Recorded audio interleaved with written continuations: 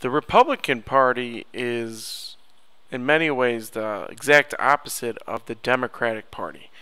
And we will talk about them. We'll break down some of their ideas, their beliefs, their platforms, and get familiar with some terms that they use regularly. So the Republican Party, or the Grand Old Party, which is commonly referred to as the GOP, started about 1854. One of the most famous Republican presidents would be Abraham Lincoln, and Abraham Lincoln, interestingly enough, would not be a Republican probably today. He believed in strong central government and federal rule. So Republicans tend to believe that states should have more power than the federal government, but not overall. The federal government should still be above the states, but states should gain a lot of the powers because of the 9th and 10th Amendments of the Constitution. So the first thing we have to understand is the ideology is to the right. And you can see I've put their ideology to the right on the slide. The root word of ideology is idea. So their ideas are considered to the right of the political spectrum. They're conservative, to the right. And remember, GOP. So when you're listening to the news, and people talk about the GOP, they're talking about the Republicans. It's just a synonym for the same thing. Now, they're fiscally conservative, and these are important terms. Fiscally, the root word is fiscal. Fiscal is government spending. Conservative is not spending, or they don't want things to change. So conserving is keeping things the way they were and not spending a lot of money. So fiscally conservative Republicans are people that do not want the government to spend a lot of money on programs. And we're going to what programs they're really opposed to paying for. Real strict Republicans believe in free market rules overall, laissez-faire, let happen, or hands off. Laissez-faire is French for let happen. People say it means hands off as well, or just let be. And this is a very important term, laissez-faire. We use it in American government, American history, and world history. And you use it pretty much in all your social studies or social science classes. Laissez-faire is French for the government needs to let their hands stay off of the economy. So if you're a laissez-faire economist, you believe that the government should not get involved in the economy. So an example of the government not being laissez-faire was in 2007 when the stock market crashed and the economy had gotten really bad. We were in a recession. One of the things causing problems was that GM, General Motors, actually went bankrupt, declared bankruptcy. Their company had done so bad, they had lost, they were not making enough money to even pay their bills. So when you go bankrupt, you ask the government for permission not to pay back your bills. So what was happening to GM is they would have been out of business completely. Now, the government at the time was actually, the president was Barack Obama at the time. He said, well, we can't let General Motors go under. And he pushed for the Congress and Republicans, some Republicans went along with this, to lend the General Motors enough money to bail themselves out of bankruptcy. So they actually gave them money to pay back their loans and give them money to build factories and try to get them to cut down GM and make it a more efficient business. And what actually happened is GM recovered. They recovered and they paid back all the money they owed the U.S. government and some. We made money off it. The government made interest off the General Motors. Now, it wasn't just General Motors. They did this with other banks too. They saved these banks. The idea was that these banks and this car company was too big to fail. So they had hundreds of thousands of people working for this company, and if these companies fail, it'll just start bringing the whole economy down. That was an example of mixed economy, or the government's getting involved in the economy. A true laissez-faire economist would be like, no, you don't want to ever do that. The government should not intervene in the economy at all, because what happens is this. What that did is that set a precedent or an example, a bad example other companies watched. So now, if you're a really big car company or a big bank or a really big company and you're about to fail, the government's just going to bail you out. So what that teaches these businesses is that to make poor business choices, so they may do silly things like give bad loans or make cheap bad cars that nobody will want to buy or break down. So it teaches American companies to be irresponsible. In laissez-faire economics, GM would have failed, and that would have been the end of the story, and yes, it would have hurt the economy. But the reason GM failed, according to laissez-faire, is because it was not a good business model, and it wasn't run well. So other companies will pick up and become bigger if they're a good company, and they'll fall if they're bad. So it's basically survival of the fittest in economics. They believe in little government regulations of business and American government. So that goes back to laissez-faire. Now, a lot of Republicans are not laissez-faire economists. They do think the government should, if anything, help businesses, and that's not very laissez-faire. So if the money should go back to the big companies, or we give tax breaks to big companies, or we help small businesses. So that's not laissez-faire, but that's where your taxes should go, to help the companies. And we're going to find out what other things they believe we should spend taxes on. People pay a small amount of taxes, and taxes are paid by a flat or trickle-down tax. And those are two different types of taxes, but they're very important. Most Republicans believe in trickle-down taxes, or people call it supply-side economics, and some believe in a flat tax. And we do pay a flat tax in Missouri, for example. So the Democrats believe strongly in a progressive tax, and that's actually how we pay tax in the federal government and the state government presently. The more money you make, the bigger percentage of your income you pay in taxes, because 38% of $1 million is a lot of money, but if you make $1 million a year, you'll be fine without that 38%.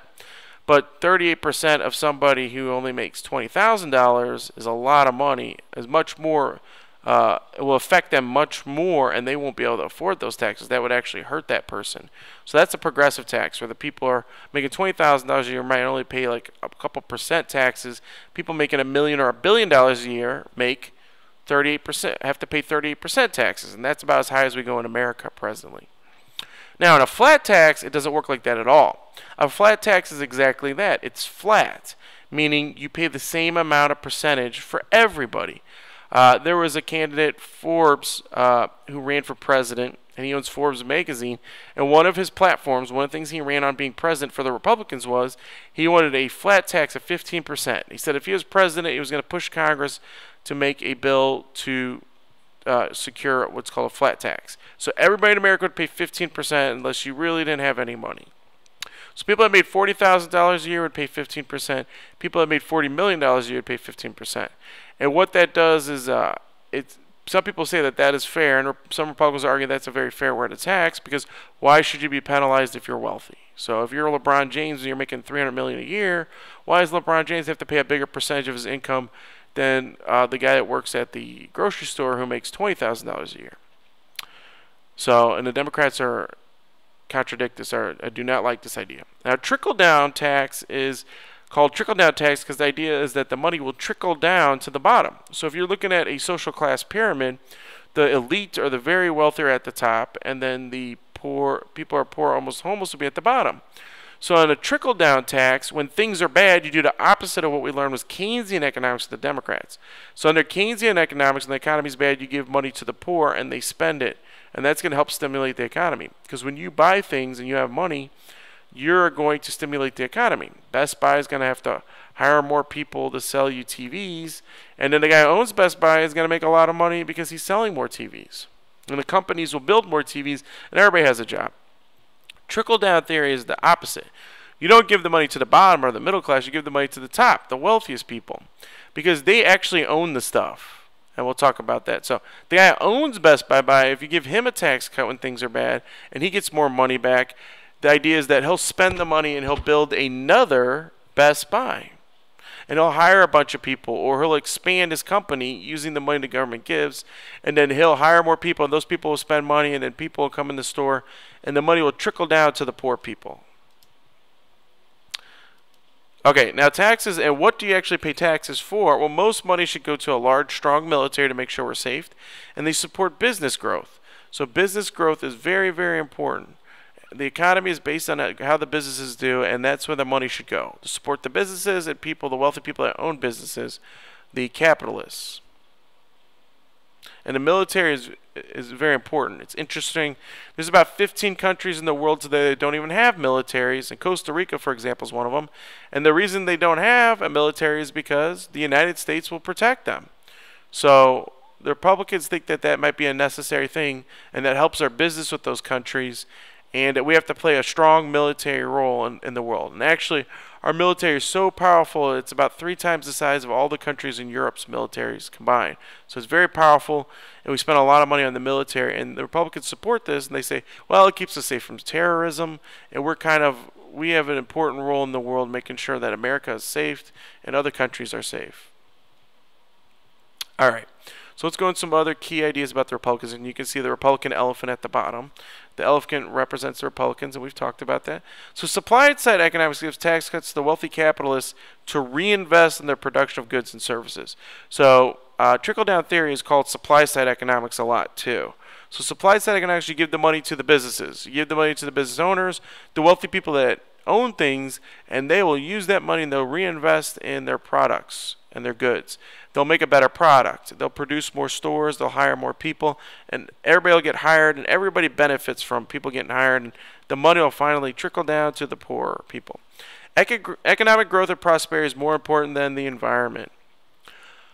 A good example of this is President Bush. The last President Bush, before Barack Obama, refused to sign the Kyoto Treaty in Japan that would have limited pollution in the world. And his argument was that this was bad for business in America. So most the wealthy countries in the West signed this treaty that said, look, we're gonna stop making this much pollution. We won't make more than this amount of pollution, and we'll actually start cutting pollution about 15 to 20 years. President Bush said, I'm not signing this. This is not a good treaty, because what it's going to do is it's going to cost the American business too much money to clean up all this pollution, and we're going to lose jobs. It's bad for the economy. Very different than when Barack Obama came into presidency. He was a Democrat. He said, look, let's invest in businesses that make solar panels and renewable energy. It's better for the environment. And what happened as a result of that is the government gave tax cuts and gave incentives to people that bought things that were better for the environment. So, for example, the schools at Parkway have 3,200 solar panels. Well, they got those solar panels at probably a reduced price because the government helped subsidize that, gave them money for that. And what's happened is you see a lot more solar energy across America, wind power, and other resources to produce energy other than burning coal. The Republicans say, well, that's just going to happen naturally. With laissez-faire, solar panels will become worth it over time. And actually, many Republican politicians disagree that global warming is a concern, and they'll actually say it does not exist. And what is happening is the Earth's temperature is just rising because of natural cycles. It's been 500 million years since the Earth was this hot. So the Earth just gets hotter and colder because of its natural cycles, and it's not caused by carbon dioxide or human beings. All right, so we're going to go, this is going to be pretty easy. We're going to go into what they are against. So all the programs the Democrats created, the Republicans are pretty much going to be against. So they're generally opposed to government funding of Medicare, which was spending on giving people free health care after the age of 65. They're against Medicaid, which would be giving health insurance to children and people with disability that cannot afford it because of their parents. They would say that the parents need to be responsible, and people that are older or elderly need to save up their money and prepare. You know that you're going to get old and health insurance is going to get more expensive.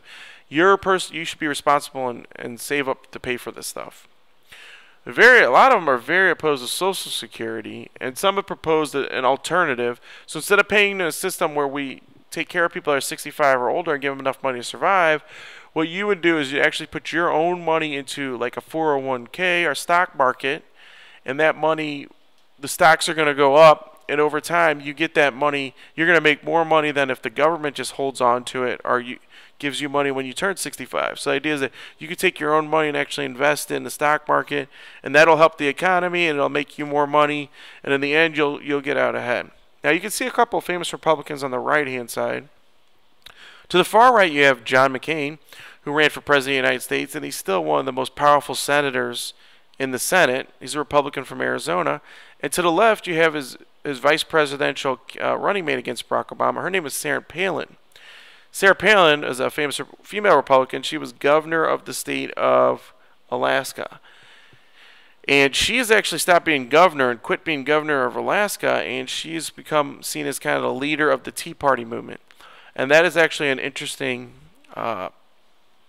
issue that's going on with the Republicans right now. The question is, are the Republicans breaking into two pieces?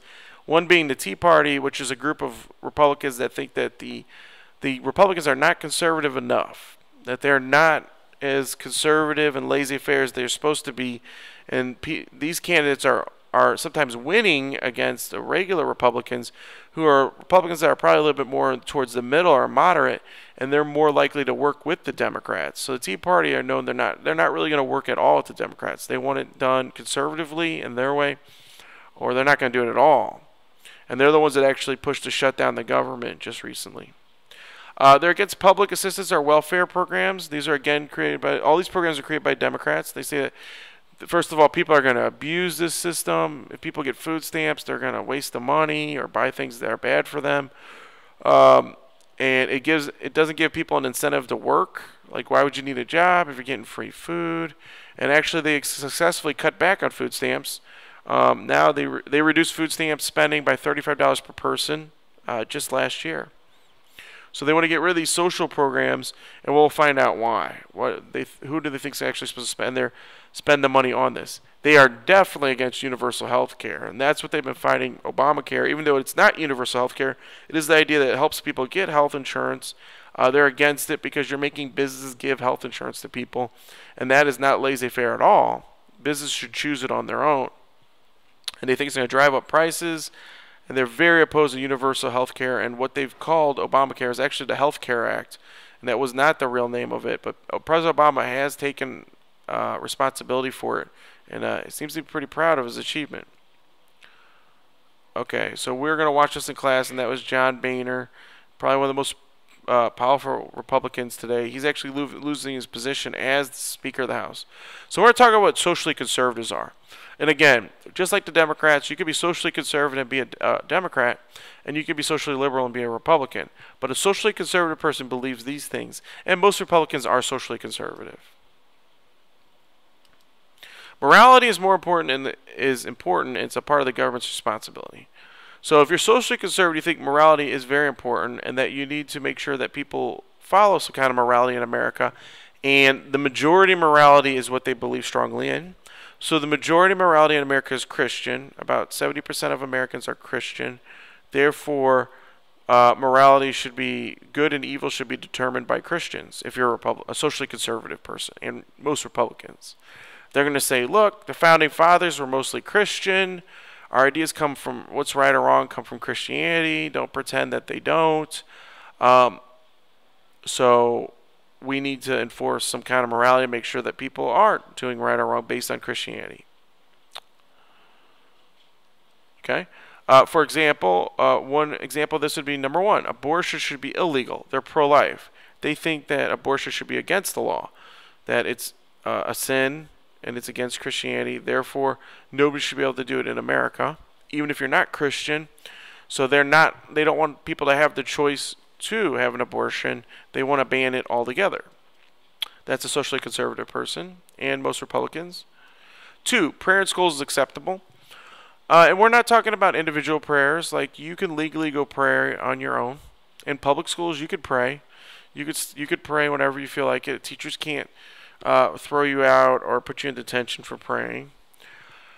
But they're also okay with, since we're a Christian society, they would argue that it's okay for a principal to lead the school in a prayer on a daily basis. Or the football coach to start a prayer before they play a game. That's okay. That's acceptable. These are some big differences where the Democrats would say that the minority of people that aren't religious or Christian would feel misplaced. They believe capital punishment should be illegal. Most Republicans are for capital punishment, and you can see that with the states. Most states that are dominated by the Republicans have capital punishment, and some states that don't have are dominated by the Republicans do not have capital punishment. Like Wisconsin is pretty Democrat. They do not have capital punishment. Now, this is where the explanation comes in on why you don't need social welfare programs. You don't need social programs to help people individually. 4. So the private sector will help people, not the government's responsibility. So you don't need Medicare, you don't need Medicaid, you won't need welfare or foods or EBT, or people used to call food stamps, because churches and non-for-profit organizations. So EG means, for example, churches and non-for-profit organizations like the Red Cross and Salvation Army will take care of it.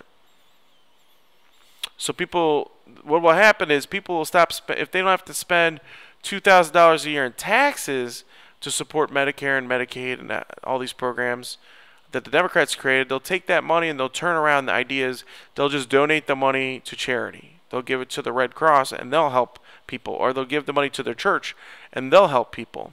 So they'll go out of their way. Right now, those groups do not pay taxes. If you're a not-for-profit, you don't have to pay any taxes. Or if you're a religion, you can establish it, you don't pay any taxes. And some Democrats have actually gone as far as that they should. They make so much money, they should be paying taxes to help out everybody else. But the idea is that we pay less taxes in the private sector, so private businesses, are not business, but not-for-profits and schools and churches will take care of things. It's not the government's responsibility. Smaller government is socially conservative. So let's look at who their supporters are. First, the elite. And when I say elite, I mean the top of the top. Bill Gates, Warren Buffett, billionaires, the most powerful, wealthiest people in the United States. Interestingly enough, Warren Buffett is clearly elite. I think he's the second wealthiest man in America presently. He owns a huge stock company. But he says, you know what? He's actually more Democrat. He says, I'm not cool with the fact that my secretary pays more taxes than me. Since he's so rich that he knows how to get around his taxes, he only paid like 17% taxes, and his secretary had to pay 25 or 30% taxes. He said, that's not right, because I'm rich, I know how to get out of these taxes, and that's not actually right. So he would not be a Republican. Wealthy people, upper class is predominantly Republican, very strongly Republican.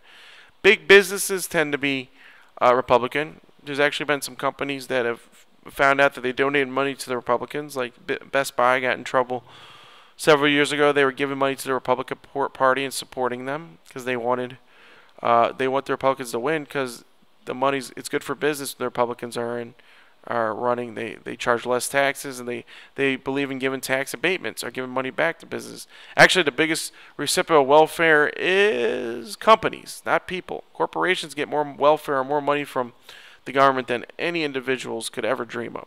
Corporations, so Nike, these groups tend to be pro-Republican. They're majority male. They're about 70% white men. In male. They're majority white. They're about 85 to 90% white, predominantly white men. Fundamentalist Christian, and that is an interesting term. Fundamentalist is somebody that believes in the Bible word for word, as opposed to an interpretive Christian. So Catholics interpret the Bible.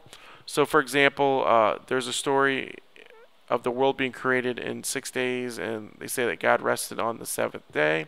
Fundamentalists believe that's actually 100% true. That's how it worked. So God took 6 days, created the earth, and then the seventh day rested.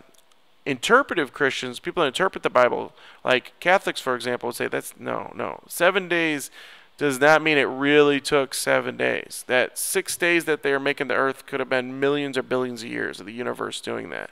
And then on the seventh day, we celebrate.